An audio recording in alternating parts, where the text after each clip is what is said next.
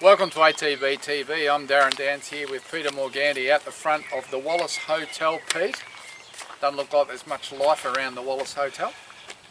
We're not much good. We should be inside the Wallace Hotel, Darren. Well, the only reason we're standing here was because Pete spotted about 6 or 8 kegs there. I'm tipping they're empty. Yeah. If they're not net, they will be shortly. Might have took all year to drink those too, with the amount of times the pub would have been open. But yeah, got no chops on them. Anyway. Right, 3 runners for the week. Yep. Who was up first? Unassailable last Friday at the Valley.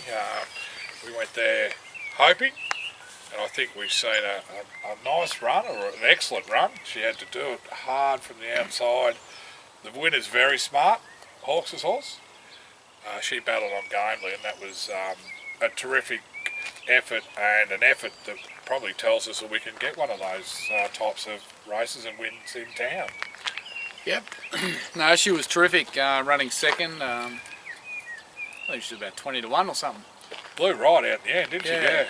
Obviously the winner's very smart. It's one of those progressive young horses that is coming through the ranks and was well placed there in a 64 at the Valley on a Friday night, so they've ticked that box off.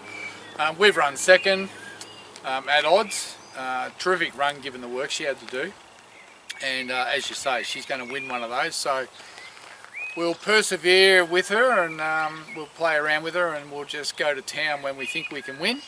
So for instance, there's the next suitable city race for her is in about a month's time, so in the interim she'll have a little run down at Warrnambool Jericho Cup Day, which, what did Pat tell me, that's the fill up your pockets day.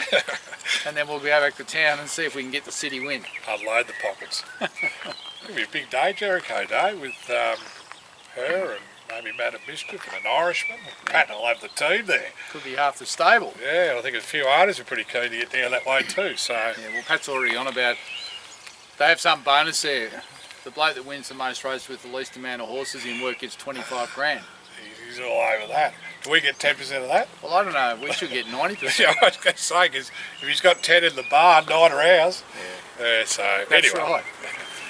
All right, so Unassailable, very she's good. She's in great form. Yeah, no, she's racing very consistent, and hopefully we can tick that city win off sooner than later. Talk about ticking a city win off, and it was probably one that hit your heartstrings a bit with Dan Dino. His first win in town, with a dandy man who's always shown plenty of promise, and gritty, strong, all the way win. Yep, big well done to Mitch Freedman and Talia Hope for that horse to win in town. 1400, class 1, as it turns out, very well placed.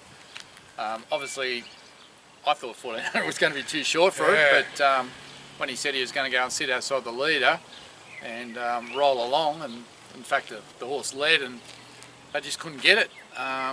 So it was a great training effort. He's a lovely looking horse, isn't he? Like, he's probably, you know, I don't know what we've got, probably got 10 Dandinos, and there's probably 4 that are sort of jet black and look like the old man. And yeah, he was out of a mare that we raced with back with Peter Moody called Mumbai. That's right. Some of the owners have stayed in and bred her up, and you know, it's a big thrill for those people. Yeah. So we had a few of them on the phone excited, which so they should be. So the mare, that's her first horse. It's a city winner, so it's a great start for her breeding career, and you know, it's great for Dandino to get that city win, and you know, it was just an exciting event to watch him kick onto the line. He was seriously challenged at the 200. He ends up winning by a length and a bit running away. So I know Mitch is sort of still not knowing where the best medium is for him trip-wise, but one good thing we know about him is you can actually get him really early in the prep, and he's very competitive over these trips. And you think he'd run at 1600 easy enough. Whether he can get out to 2000, I suppose time will tell.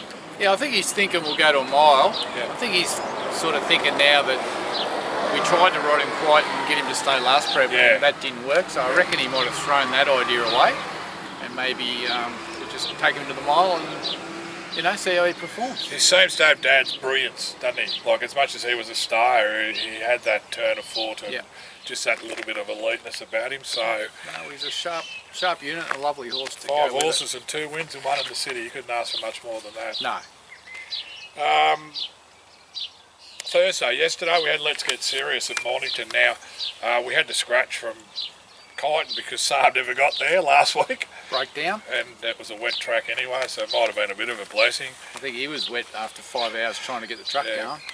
What a nightmare. Poor bugger on the side of the road with 5 hours. With a horse that's not real easy to look after. He said he had the guy over where he broke down, there was a little farm with a little paddock. And they were able to go and put the horse in next. He was going off his nut after an hour, as they do. Yeah. But he was stuck there, and that was the day where it was raining and raining, and he was. Well, I was going to say his hair was wet, but maybe his hat was wet. Anyway, he was looking for because the race at Mornington was a little bit shorter than at Kyneton, so it was sort of almost a trial in between getting to a race next week. I think I'm not sure where it is, but it's over 2,000. I think next week, and it'll rain. I think it might have been Yarra Glen, maybe. Yeah. So, but he ran well, I thought. I thought hit the line. Yep. I must admit at the 600. When they sprinted. I was just glad one horse missed it by 10, so he was behind us, so we weren't going to run last. But no, we were caught flat-footed there, and I don't know how his time in the last 400 compared to the winners, but he actually passed a few in the straight, which is, you don't do that at Mornington. He didn't just float past him, he was actually strong. He was chasing, and that was really good. And Saab's been saying all the way through this horse, because he's had so many issues and he's been off the scene for so long, even though he's 4, you've got to treat him almost as a 2-year-old because he doesn't know what he's doing, and train and stayers, it takes a few preps, and we're trying to do it all in one go. So pleased to see him sort of run 6th or 7th there. I know he's beaten a fair way, but I know he's going to win a race over 2,000. Whether it's next time, it may not be, but it could be the time after. But no, he's going the right way. He's not going to be a superstar, but there's a win in him. I think when you get those horses winning over 2,000, you don't give up on them too quickly because it drops away the quality there. Oh yeah, no, you can win a couple. And young Pat Maloney, I was happy to hear him actually talking about knowing a bit about the horse too. So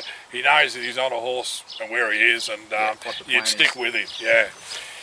Yeah, well, after he rode Serious Suspect at Mornington that day, I didn't ever want to get his name again. He's bobbed up again. Trouble is, you keep going through him, you've got to come back to the You run out. You run out. Bit disappointing to talk about this horse, Danny Classic, who probably 3/4 of an hour I've had to digest it, but she was horrible. I think we may have found out that she's just limited, and we've seen inklings of okay, but like she had the run of the race today. The winners won by 12. It was in a different class, but she couldn't even beat home. Like there were some ordinary horses that passed her late.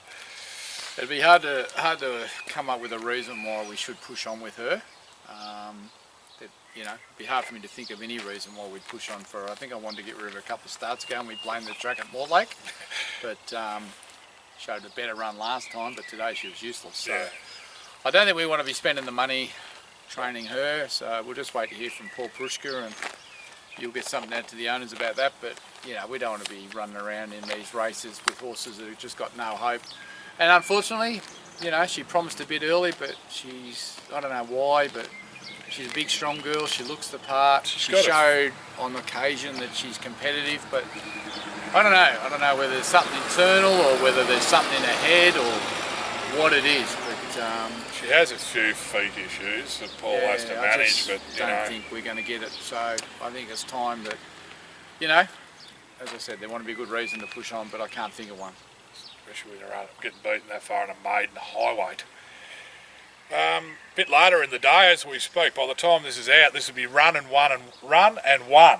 Miss 10,000, hopefully. Will it be winning? Oh, she gets her chance. I think we talk in the same light that if you go to a 58 at Terang,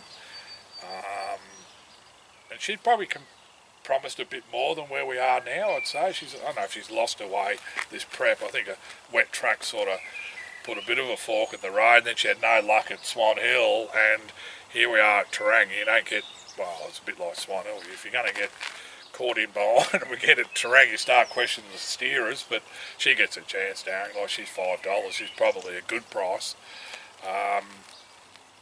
She don't want to be finishing outside the place getters. I think, she gets on top of the ground here, and that's why we scratched her from, I think it was Bendigo last week because it was heavy. Kyneton, I think, Kyneton. She was hopeless in the wet. Mother was hopeless in the wet. She's crying out for ground. she gets on a good 4 at Terang. No excuses really. If she's going to go on and win in town, she should be winning this. Jared Lawrence said he rides, and some go, oh, but Jared does all the work, so he knows her inside out. Yeah. And we've had, Jared's probably had the road 4 or 5 times for us, and I think he's won on an Irishman and a few other horses, so he certainly can ride. And I think you're chance. right. We'd be expecting her to, if not win, run in the top 3. Yep. Move forward to Saturday. We have two runners. We'll go to Ballarat Cup Day. Crowds allowed back on course, Darren. Owners back into the bubble. It's been a bubble for a while to some degree. I think Ballarat's still going to be a little bit closed up for mounting guard access, but serious suspect in the sprint. Got to carry 60, but he's earned that because of his career performance. I think everything else, there might be one horse with 55 and the rest are 54, and there's 2 of those chances are amongst those 54, but this bloke's going to lead for a long way of that 1200. John Allen goes on, who would have done a lot of work with this horse in the infancy of his career. He's an $8 chance, $2.50 the place. Would jump all over that, wouldn't you? He's overs, isn't he? Oh, it's got to be. Yeah. Like, I reckon. And you're going to get the perfect surface, about a 4 or 5. Yeah. Well, it's a leader-ish track normally. He's a leader. This Ballarat. John Allen would know that track better than anyone else. Yeah. There's a lot of things to like about him. I was a bit shocked when I saw him $8 and $2.50. I thought something must have went wrong, but I think it's just that the 60 kilos and some of these up-and-comers down in the 54. I mean, 6 kilos is a fair difference. I think one of them's 8 kilos because they're climbing. I think 250. I reckon that's like money for jam. Well, 250. If he doesn't run top 3, you'd be really disappointed. Well, he leads easy, I reckon. Yeah, I think if he wants to lead, he'll lead. And then if they sit off him, they'll have to run him down. I suppose the 60 will kick in the last 50 metres, but I just thought this was a winnable race for him. This race, and then there's a Pakenham race in a fortnight. These are 2 very winnable races for a horse like him. Yep.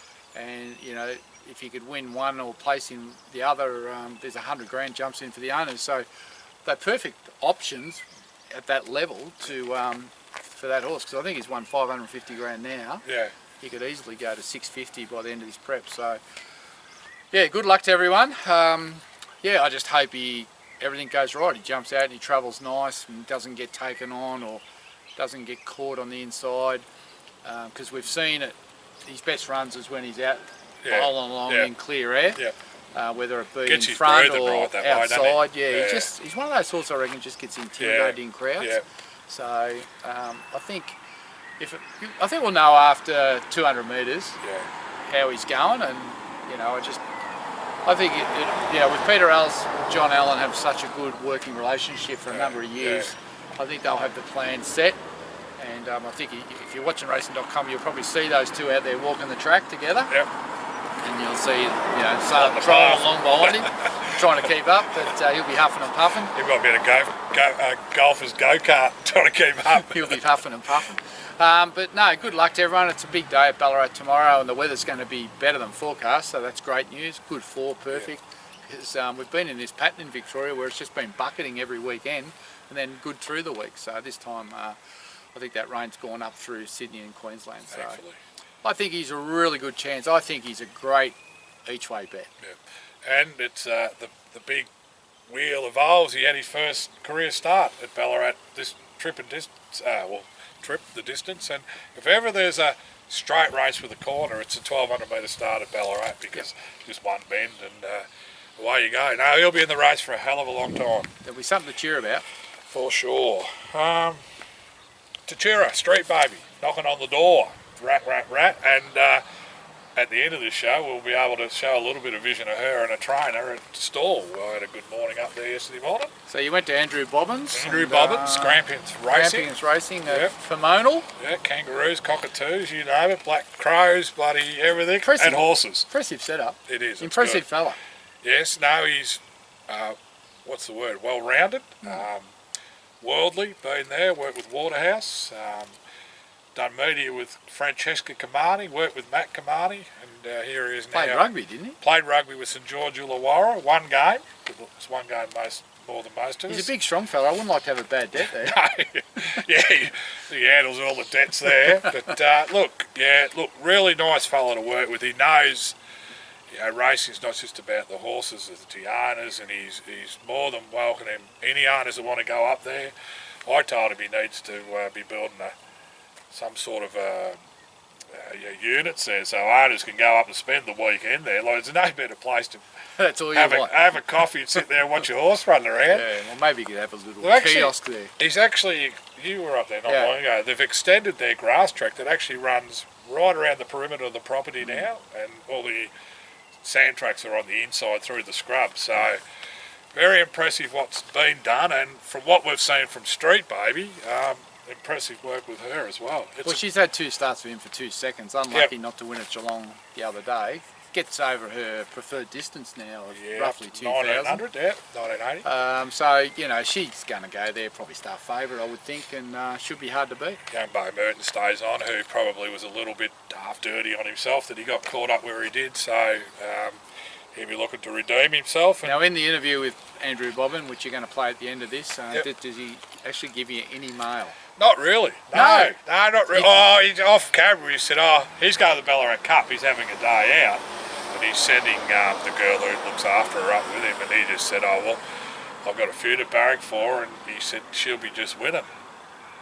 She should be just winning. Sorry, I forgot the should. Was that off camera? Off camera. What's the point of doing an interview and keeping it off camera? Oh, we ran out of sort of time. And you got to ask these hard, straightforward questions. The one thing he did say was this filly is the quietest filly at his property. I don't know whether Daniel Bowman or would believe him, or some of the traders that have seen her antics getting out on the track. Hey, obviously she just loves it there. Well, she's a country girl. Jumps logs and everything now. She's a country girl.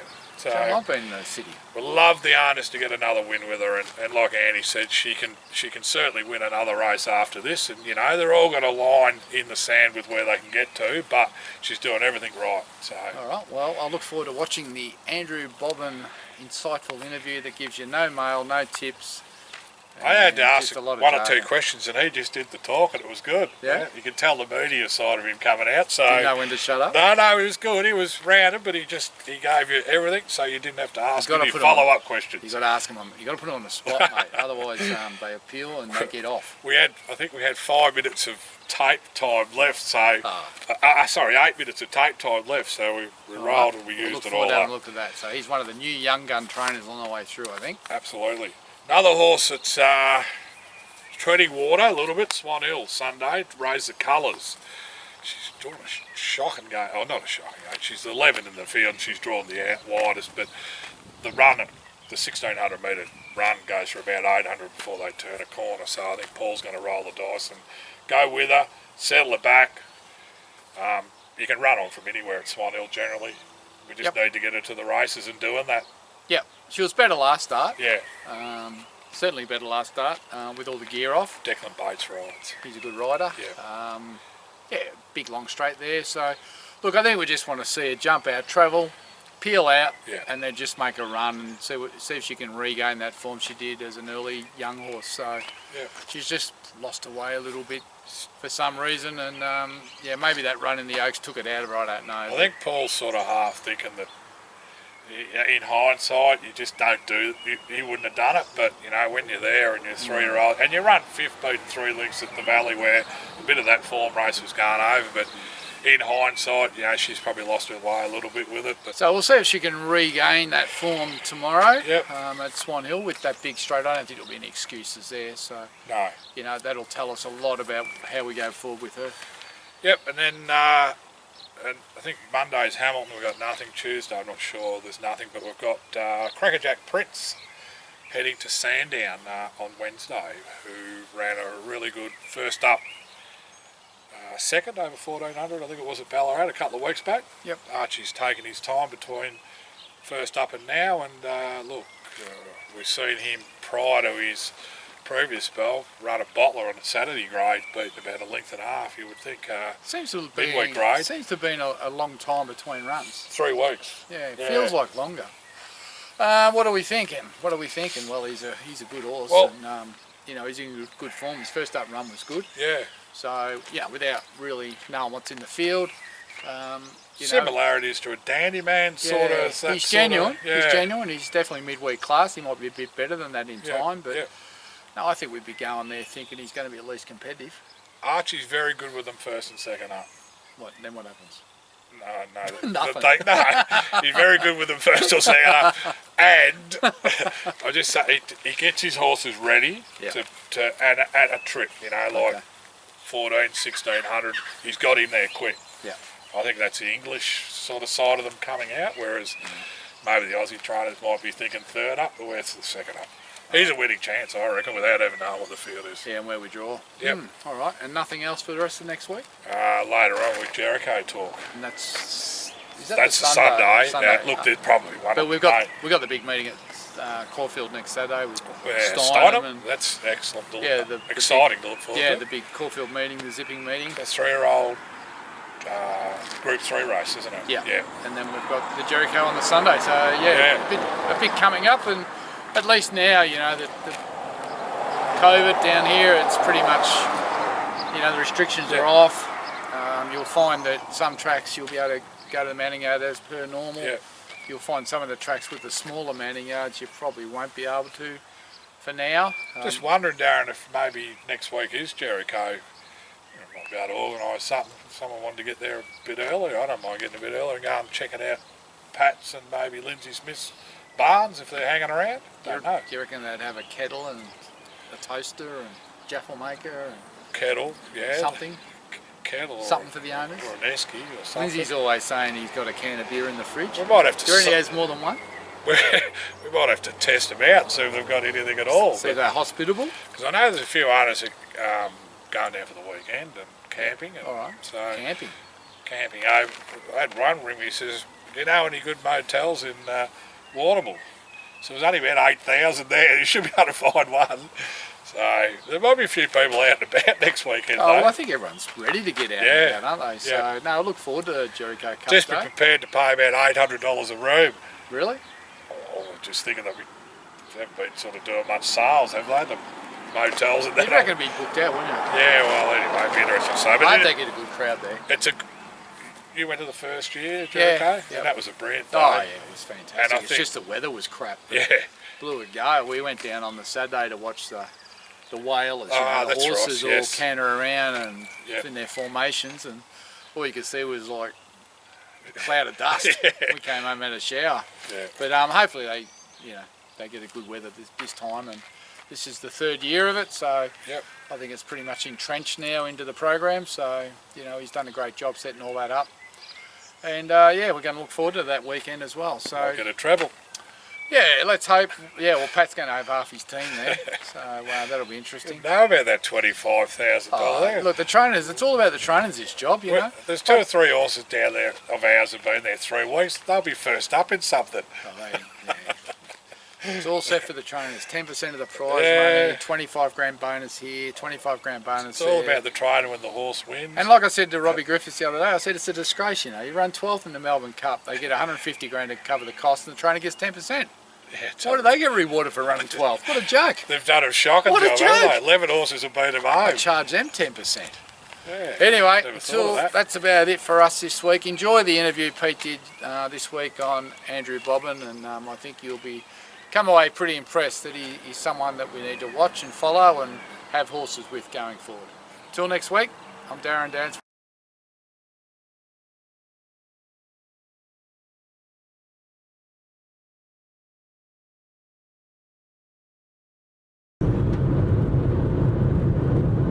God's country, that's the Grampians, guys, and I'm heading to Grampians Racing between Stawell and Pomona.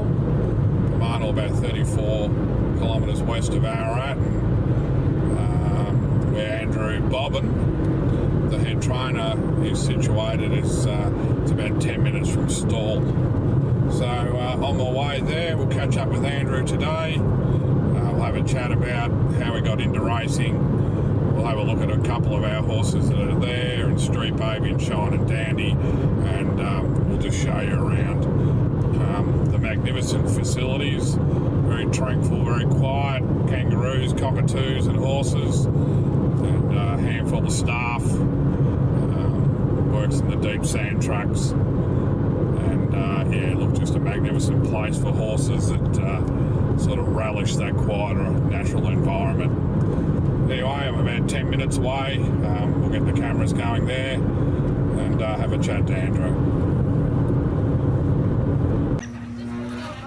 Street baby, guys.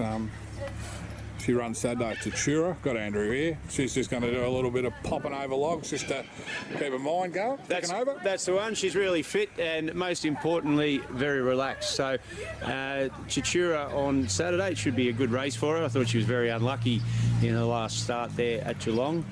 Taylor, who rides her every day there, she tells me that the mare is feeling very well. So I don't think the 1980 metres, the rising trip, will be any issue. She seems to relax very well in running. So let's just hope we get an uninterrupted passage this time. Yep, Bo Merton stays on. Yeah, Bo, he does a good job. He's as good as any jockey on that card there on Saturday. So knows the mare, so he deserves to ride her again.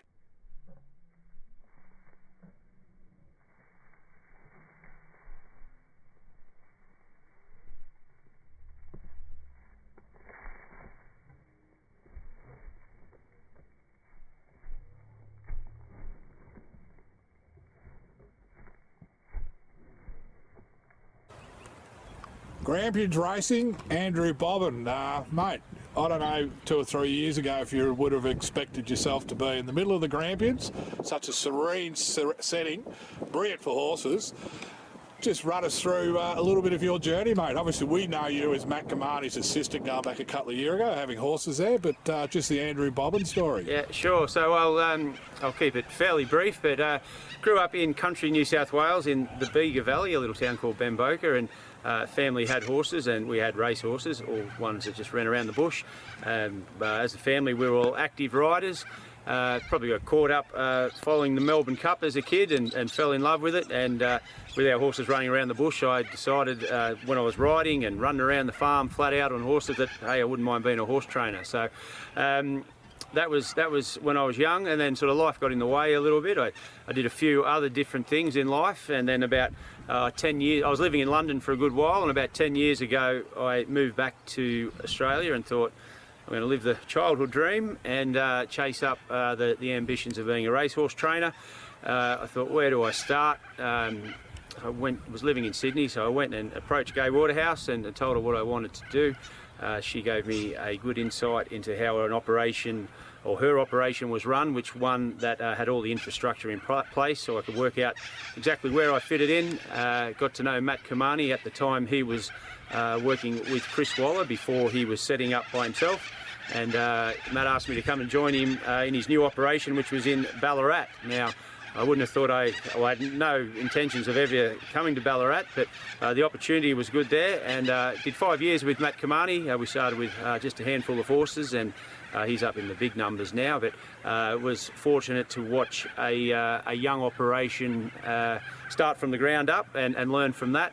5 years in, I decided that time was right for me to just go out on my own, and I thought, what can I do that's different? Because I figured if I set up in Ballarat, did the same thing as everybody else, I would get the same results, and it would be very hard to attract owners. During those years, I would hear someone like Darren Weir on television talking about heavy sand being his advantage. I was lucky enough to come across this property up here in the Grampians, and it's just heavy sand galore, a natural sand dune that we've got 100 acres of sand here. Harrowed in tracks, and they undulate, as we spoke about there before in these prior videos. A great variety of the horses. We have horses, we have them stabled, but we also have the majority of them out in yards, and I think the key to it is keeping them happy, add plenty of variety to their day. Not only do we work them on the sand, which is a good surface to build a strong base of fitness, but there's plenty of water, and we've got a treadmill, which I think you have to have these days. But I think the country life is the key to keeping them happy, and if you can keep them happy, as long as they've got a little bit of ability, then you're halfway there at least. Just to finish off her morning, she's going to have a bit of a dip. Seems to enjoy it by the looks of that. Same thing, it's all just about her mental state, and this is the last thing she does under saddle, and look at her, she just loves it. Talking about keeping her happy, keep her well hydrated as well. She dual purpose. Dual purpose. And Taylor does most of her work. Taylor rides her the whole time. Yep. She rode her on day one, and they've been getting on very well. So they stick together, and it's all worked out well for now. Fantastic snapshot, Andrew. I've been out here 3 or 4 times, and just the serenity. You mentioned the mental state with horses. It's an element that is big. I think we've seen an example with Street Baby, one of ours. So yeah, the whole factor of getting fit, but also the mental state's brilliant for this setting out here. That's right. We do the majority of the work here at the farm in the early stages, and then we're just 10 minutes away from Stall Racecourse, and that's just up the road. So the beauty of that is we can get on the grass every time we want to there, and so we blend that in with jump outs as well as working them here at home in the sand and keeping them happy. The good thing with Stall, I wasn't too sure about moving further away from the metropolitan areas. I thought it might have been a little bit more challenging logistically, but if you look where it's situated in Victoria, north, south and east, west, there's lots of racetracks. So we're not too far from Adelaide, and we've been having a bit of luck over there lately as well. So as far as it's situated, it's a good place, but the main thing, as we spoke about there before, the horses seem happy here. So we're going fairly well. We're still learning about the operation, but our horses, and the majority of them are tried horses at the moment, we're getting results with them, so we must be doing something right. We might have to head to Warrnambool. She's got a bit of a leap on her, look at this. Up she goes. If you get a good mare that can jump, they're usually real good. She's up and over them. That's just, that's a trigger for their mind more than anything, Andrew. That's all it is. We're not teaching her to be a jumper at all. It's just something to get her to concentrate a little bit, and just to keep her on her toes, I suppose. Yep. Just a bit of variety to a day. Geographically, I'll just fill out, obviously Stall, people know Stall, but Halls Gap's 15 minutes away, Arrow's 20 minutes away, Pomonal, we've got Lake Fines, which is a great camping area, rich vineyards everywhere. You've got Great Western, where the races are a couple of months away. It's a real rich area, heritage area that's very popular for people to get to. So with that said, owners, if you're about, you're always welcoming. Yep, always welcome. I'm in the business of, I enjoy horses, but I enjoy people as well, and I really look forward to getting to the races and getting to know people. I enjoy having something to look forward to, and as you owners do as well. So we endeavour to get as much information on your horse out to you as we can, and work together on the journey of winning late races. It's a bit tricky sometimes, but we're working hard and doing our best, and hopefully we can win a race and get that buzz out of it on race day when we cross the line first.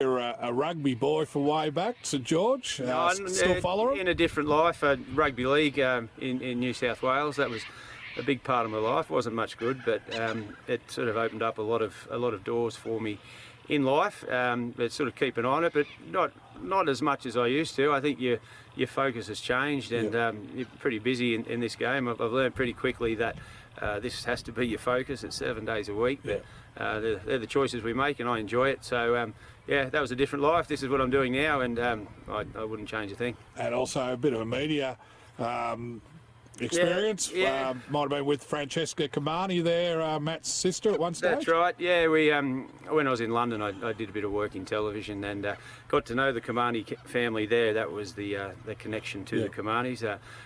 Cheska, she put a racing show together that travelled the world, and I worked with her on that, and so lots of fun. And I think that sort of fueled my desire and lit the spark to say, you're in the wrong game. I'd be lying in bed at night thinking about horse racing, and that's what I was the most passionate about. And we'd be travelling around, going to some of the biggest stables in the world, and I thought, this is what I want to do. So bit the bullet, came home, and 10 years later, here we are. No worries.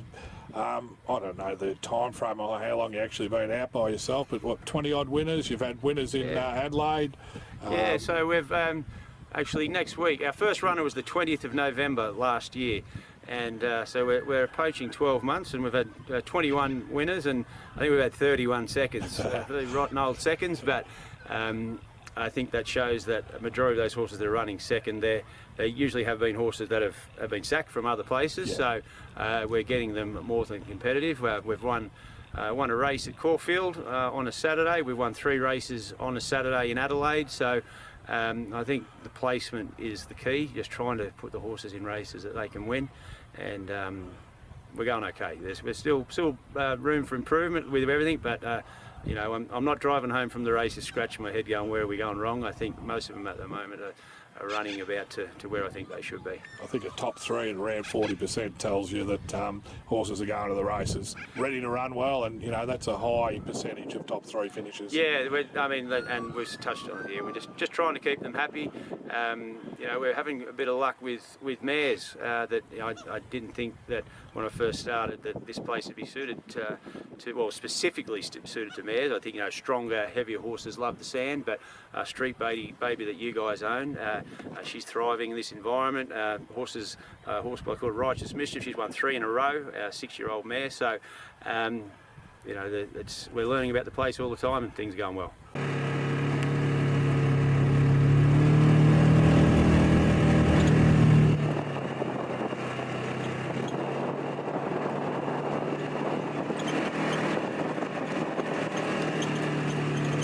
So they're going to work hard to work through this sand. It's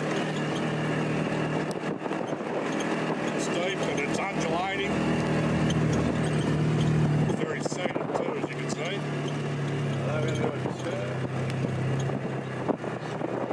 I'm hanging on for dear life here, guys, so you're getting this vision at the expense of my life. Andrew's driving. We'll be able to bury him in the sand. It's easy to dig a hole. It'll be a big hole.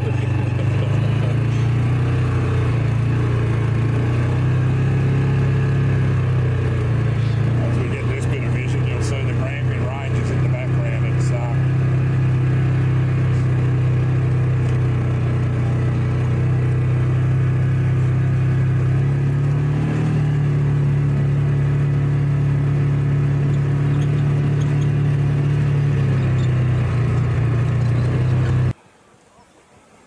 might have spotted me, I think. Just a bit shy of the cameraman there, but look, he's got those ears pricked. He's nice and alert and just seems to enjoy it. You have a look at the sand there. We'll go down and have a look at the sand here, Morgs. So this is a natural sand bank. We're about 2 hours from the coast, but the scientists tell us that about, whether it was 1 million years or 5 million years ago, this was a natural sand bed.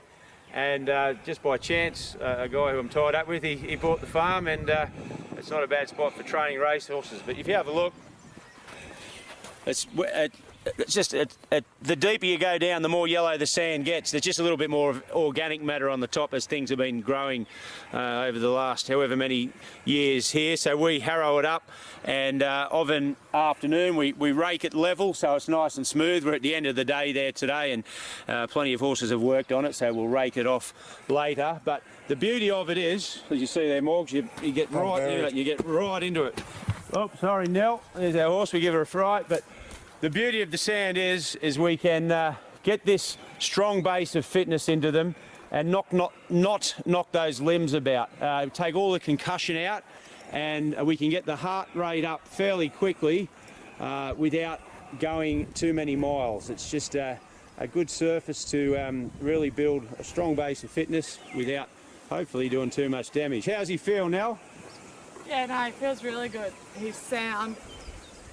He feels sound, that's all we want at this stage, but he loves his work. He definitely loves his work. And he keeps you honest, like he makes you hang on. Work. Makes you work. Yeah, he's alright. He's alright. a bit tricky. He's lively when he sees the birds and the kangaroos flying around, but that's alright.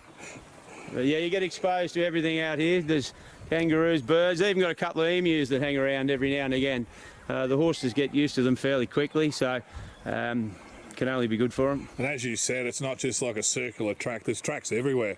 Yeah, there's plenty of variety. So my thought process is you get bored doing the same thing every day. So one day he'll go left, one day he'll go right, he'll go through some bush. The next day we're about to go and splash him around in some water. Later on we'll jump him over some logs and poles. He does some swimming. So yeah, just really try and mix it up. We'll see you down at the splash pool now. All right, guys, we're here at the dam. He's going to have well, this is finishes off his work. Andrew just explained with the plenty of water holes you got here. This is one of them. Yeah, the idea is we finish our daily piece of exercise here in our, this is our beach, if you like, a poor man's beach, but a couple of reasons, especially geldings like your bloke. I think mental stimulation is important.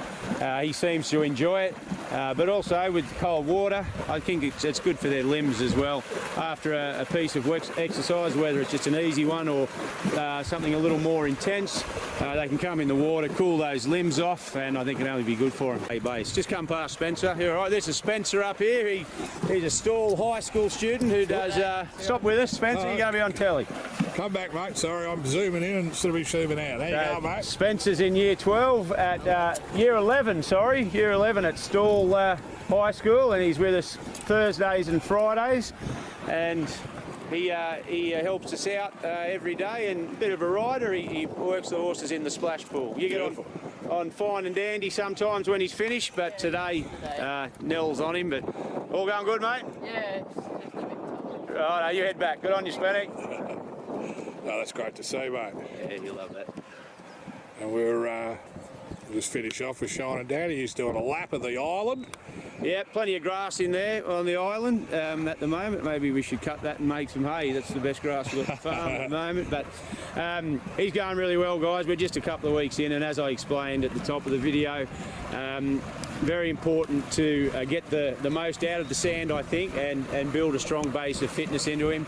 And the more solid work we put into him here early in the sand, you reap the rewards later on in the preparation, especially with these stayers. Beautiful. Thanks, Andrew. Look, I love coming out here, and hopefully we can do it more often if the boss allows me. Thanks for your work here today. Thanks for your work with our horses, and we look forward to a good association going forward. Thanks, everybody. Hopefully meet you all at the races soon.